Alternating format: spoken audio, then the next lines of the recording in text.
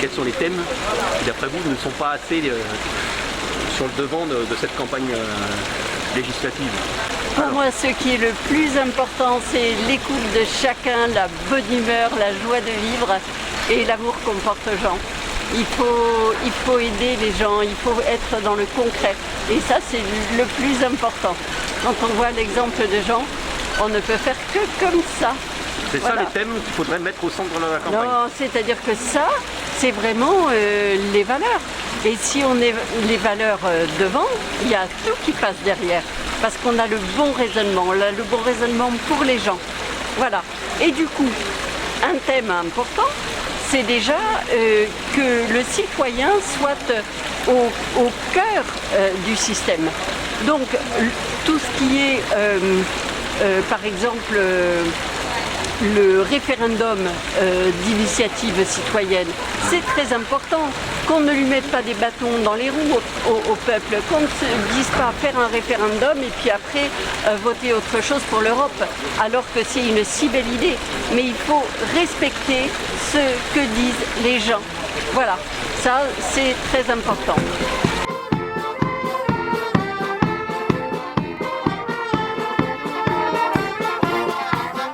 Après, il y a toute notre magnifique région des Landes. Elle a la plus grande forêt artificielle d'Europe parce que Napoléon était écologiste avant l'heure, mais dans le bon sens du terme, c'est-à-dire qu'il utilise la nature pour la nature.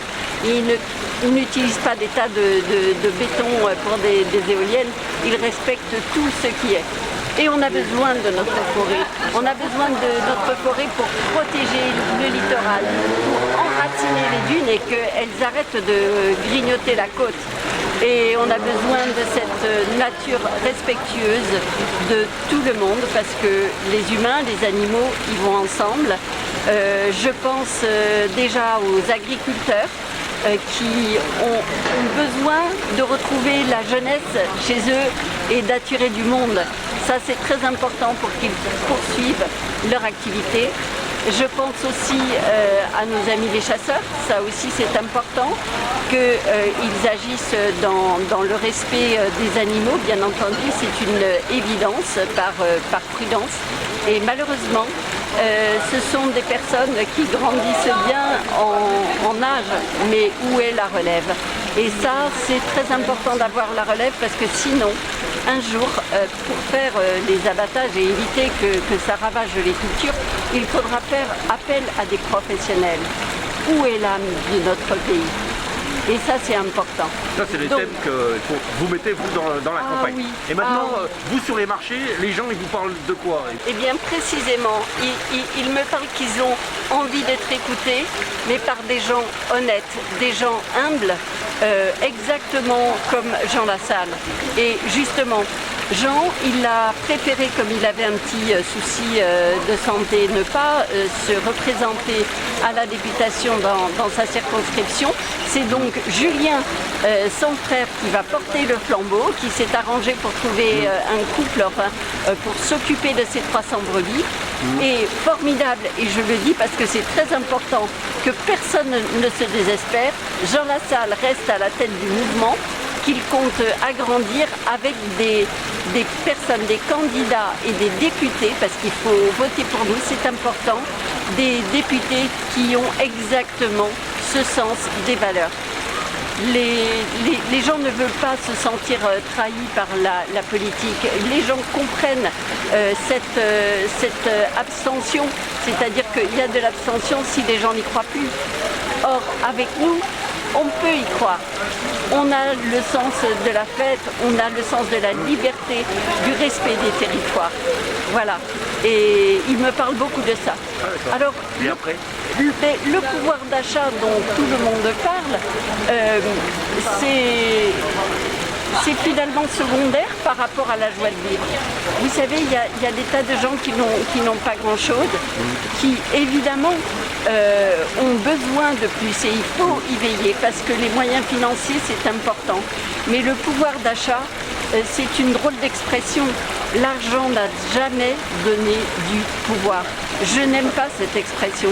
Elle avait été inventée par Sarkozy pour différentes mesures qui étaient bonnes. Mais ça n'est pas l'argent qui donne du pouvoir. En revanche, l'argent peut être un moyen pour atteindre des buts louables, comme l'éducation des enfants, comme la retraite, comme inviter des amis pour être heureux ensemble, partager des beaux moments. Et évidemment, si on améliore le confort de vie, c'est bien, mais dans les gens que j'ai rencontrés, ce qu'ils voulaient surtout, c'est être heureux, être au contact de gens.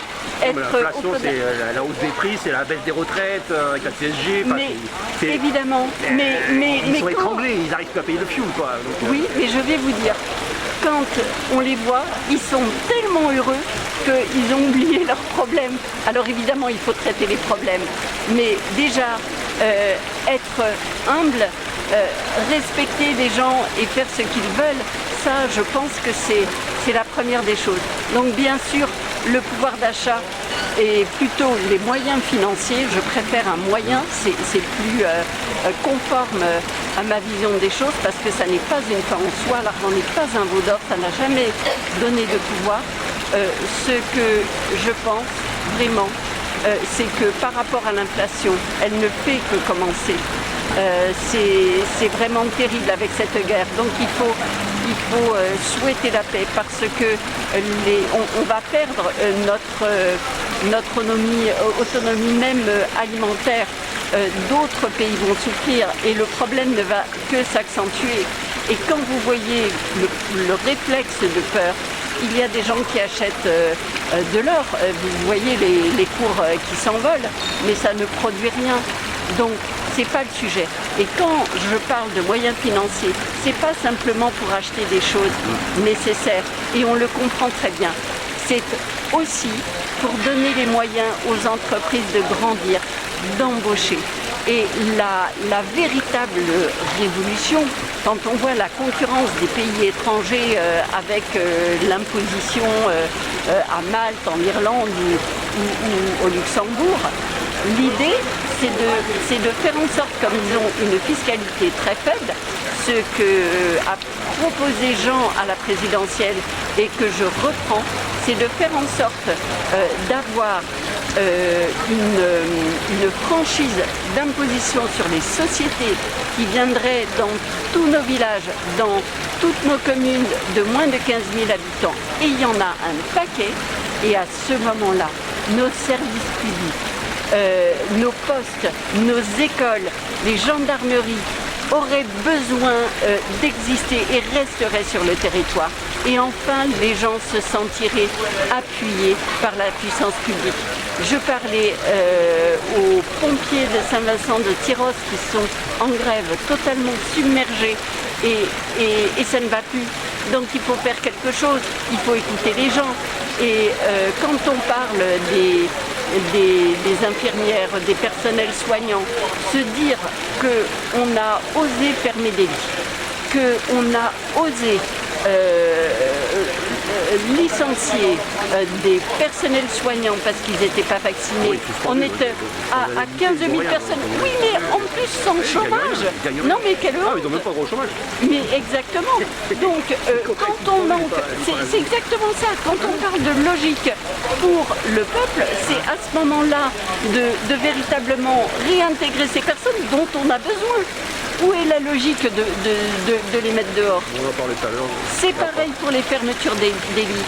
Donc, quand je disais au début, les gens ont besoin d'être écoutés, mais ils ont besoin de bon sens. Qu'est-ce qui se passe à la tête de l'État? C'est ça. Et donc, on est là pour ça, on est là pour les servir. Voilà.